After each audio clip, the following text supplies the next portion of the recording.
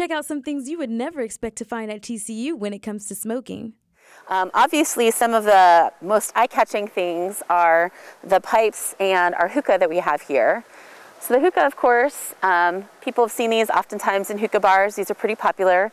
You put your tobacco, usually it's flavored. It's also usually moistened with honey or molasses up in the top, and it burns. And then this one is for 2 people. So there's 2 mouthpieces, pipes that come out, and as it burns, you'll see the smoke. It comes down through here, and then you inhale it. So it makes kind of this swirly effect. It's really, a lot of it is very visual when it comes to hookahs. You don't have to use something like this that's this elaborate to actually smoke the tobacco, but they say that it's an effect to relax people, and so that's why oftentimes you see things that are so colorful and have things that are aesthetically pleasing about them. So this is a marijuana pipe.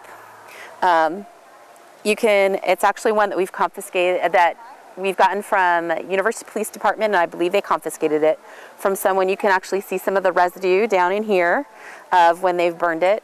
This one, again, very elaborate, probably costs about $200, but you don't need to have something this elaborate to smoke marijuana or tobacco in them. It's really just for aesthetic purposes. So you put in your joint and you'll see people, this is the typical way you inhale, is from the top, and you'll have the joint or marijuana burning down on this end, and that's where the residue remains. So this is an interesting one.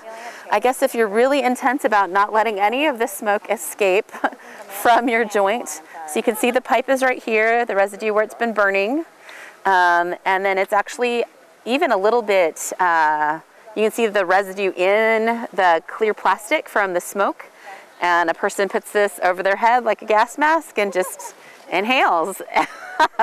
So I guess if you're really intense. We have a few other products that could be of interest to students. Again, this is a very small water pipe, or what's otherwise known as a bong. You put the water in it. And what's important for people to know is water is not actually a filtration device. A lot of students think that it's safer to smoke marijuana through a water pipe because it filters the smoke. Because you put your marijuana in here, you light it up, it burns, and the smoke travels through the water, and then you inhale it on this end. But it's actually just a cooling agent. So it makes it more comfortable for someone to inhale the smoke because it's cooler than it would be when it's burning, but it doesn't actually filter anything out of the smoke.